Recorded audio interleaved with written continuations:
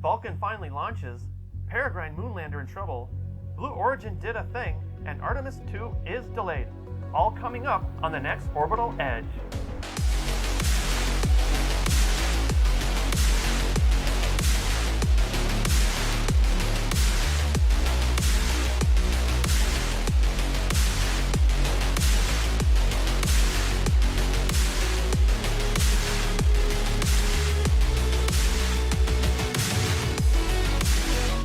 Hello and welcome to Orbital Edge News, a brand new space show for people who are passionate about spaceflight. I am your host, Chad, and let's get right into it with some recent launches. And of course, starting with the Vulcan Centaur 1 flight, let's get this footage rolled here. 9, 8, 7, 6, 5, 4, 3. We have ignition. And liftoff of the first United Launch Alliance Vulcan rocket, launching a new era in spaceflight to the moon and beyond. This launch occurred Monday, January 8th at 7:18 UTC or 2:18 Eastern Standard Time at the Cape Canaveral Air Force Station's Launch Complex 41. This mission was to carry a primary payload and 16 customer payloads to the lunar surface. The main payload is the Peregrine 1 moonlander, which is a private spacecraft built and operated by Astrobotics. In addition to the lunar payloads, 150 flight pods contain cremated remains from legendary Star Trek cast members James Doohan, DeForest Kelley, and Nichelle Nichols, and they all got their spiritual chance to ride in space. This Cert 1 flight was an all-up debut flight of this vehicle configuration, which sports 2 GEM 63 solid boosters, 2 liquid-fueled stages using 2 Blue Origin BE-4 engines, and the next generation Centaur upper stage with 2 RL-10 engines. Next up is a China launch with the Long March 2C. This launch was to deliver the Einstein probe, which will be an observatory for detecting energy flashes of cosmic events, including supernovas and stars that are disturbed by black holes. The launch occurred at the Xichang Satellite Launch Center in China from Launch Complex 3 on Tuesday, January 9th at 7:20 a.m. Universal Coordinated Time. Here's the traditionally short footage that we get.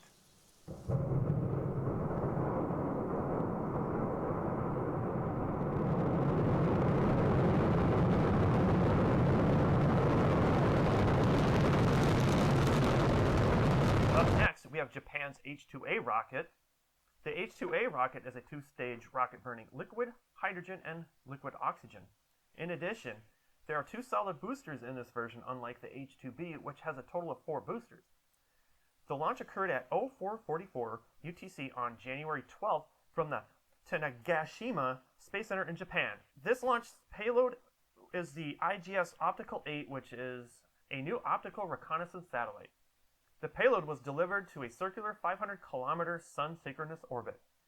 This satellite is reported to be for both tracking North Korean military and civilian purposes like natural disaster monitoring.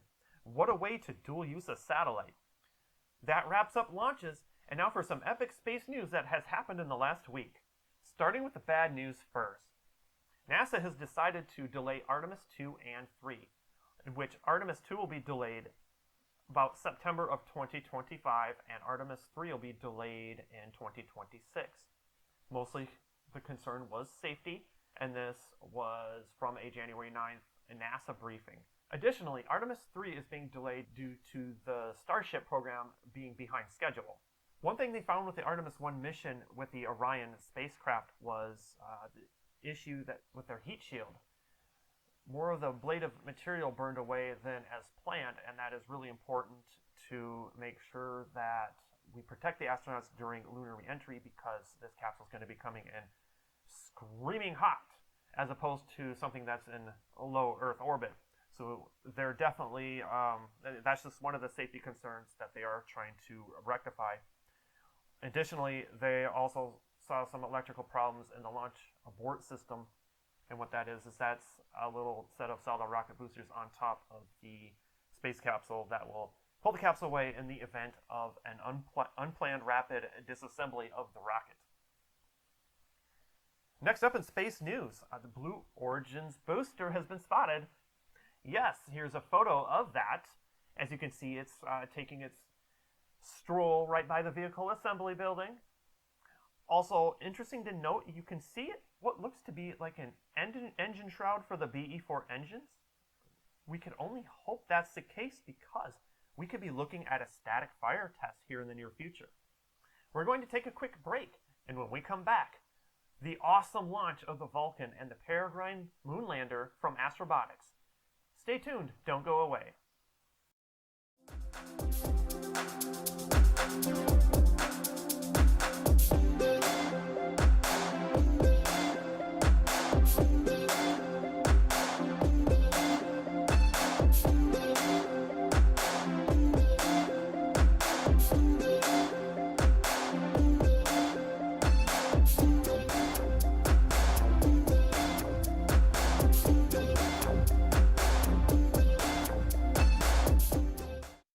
And welcome back. We are now in max Q of the program. And what max Q is the state of the maximum dynamic pressure that a launch vehicle receives during atmospheric flight. Now let's dive right into the main topic of the show, which is the inaugural launch of the Vulcan and the issues with the Peregrine lunar lander.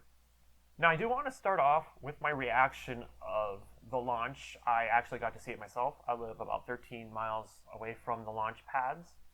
And this launch was an absolute monster. This thing sounded amazing. This thing had this low pitched rumble to it, and it was one of the loudest launches I've ever heard from 13 miles away.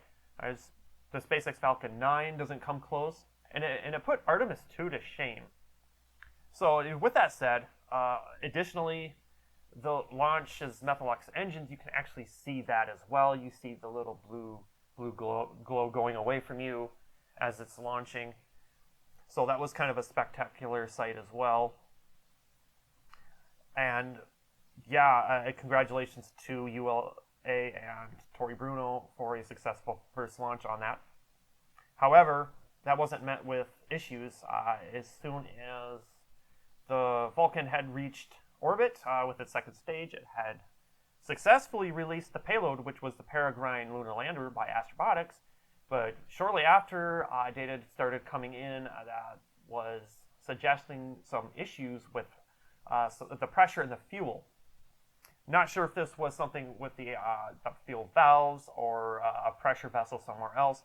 However, the change in pressure caused a fuel leak, which reduced the amount of hours of propellant that they can have.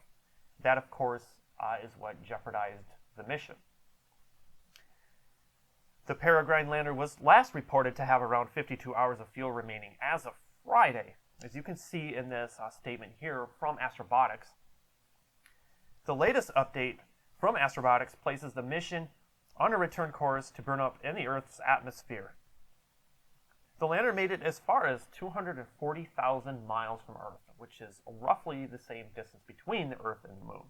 So, almost made it there. However, Astrobotics in this statement delivers some unfortunate news that there is no way to land on the lunar surface. It was a valiant effort, and we do actually have another attempt from a private space company based in Texas. They're called Intuitive Machines, and they are set to launch their lunar lander in about mid-February on a Falcon 9 rocket. Some of the concerns people did have is, why did Astrobotics choose the United Launch Alliance Vulcan rocket for its inaugural mission, in which it has no history of any successful flights, and why would they take that risk? This is an awesome question. I'm glad people are asking it. These are the types of things we do love to talk about on the show. We want to get people riled up about space. We want to keep it talking about space, and that's definitely what we're here for. We're not here to just cover the space news. We're here to have a conversation with you. And this is finally where we deep dive into these things. We can be really organic about it. Nothing's just completely about facts. Things can be, a little bit of opinion here. Drop your feelings in the comments, things like that. But overall, that's the mission of Orbital Edge News, is to have a conversation with you about space and keep you passionate about spaceflight. So with that said, one of the main reasons Astrobotics has said publicly why they actually chose to fly on the Vulcan was the history and track record of their launch cadence. They haven't had any sort of a launch issue, since going as far back as maybe a few decades. They've had such a great success rate with their Atlas V rocket, and of course their Delta II. And most of us were not even born when their last launch failure had occurred. ULA is also known for their really awesome collaboration with its partners, and that definitely stood out to me. But as someone who would actually have a stake in something big as a lunar lander, it's probably one of the biggest things I will look for in a space company. Putting my trust in my investment, it's definitely about that collaboration. And who better to be the president of United Launch Alliance, and that is Tory Bruno. And if you don't know who he is the president and CEO of United Launch Alliance, and he is just insanely awesome and interesting. Blue Origin also has a stake on this launch too. Why? Well, they of course have the BE-4 engines that are supposed to be riding on their Enterprise flagship vehicle called the New Glenn. However, it's just, in a weird twist of irony, 2 BE-4 engines ended up on a Vulcan, and the first flight with these engines are on a ULA rocket. And in case you don't know anything about the BE-4 engine, it is a methalox engine. It uses methane as a fuel and liquid oxygen. And if I am wrong about that, somebody in the comments will let me know. One thing really cool about the BE-4 engines is the awesome blue flames that they do emit. And you can see that in the launch footage of the Vulcan. So we're going to talk a little bit about Astrobotics, as you've heard me mention in the show a bunch of times. Who is Astrobotics? Well, it is a private space company that has built a moon lander. They are also building another moon lander as well. This lander really impressed me. One of the things that stood out to me about this lander was it was to pioneer the first use of Wi-Fi on the lunar surface. Unfortunately, we're not going to be able to see that play out, but how that was supposed to work was there's all these mini payloads that are supposed to have been deployed from the lander onto the surface. These smaller payloads were supposed to communicate back with the main lander using Wi-Fi.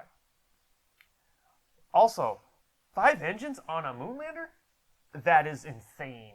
You can see in this photo on how this spacecraft is designed. Absolutely impressive. And then, of course, don't get me started on the radiator construction. They made this passive, which means it's part of the spacecraft. It's built with the radiator in mind. And of course, what that radiator do is just radiates heat from all the electronics that run on the lander. It does generate heat with those electronics, and it also, don't quote me on this, the radiation from the sun and the heat from that also gets radiated as well through there. Something really cool that was also really cool was their partnership with DHL. And what you could do is you could submit your own little payload on this lander. And they called this program Moonbox. And the prices started at $460. So not too shabby there. It is disappointing that the mission didn't carry out to its full potential. When we come back, pre-show comments from social media. Stay tuned.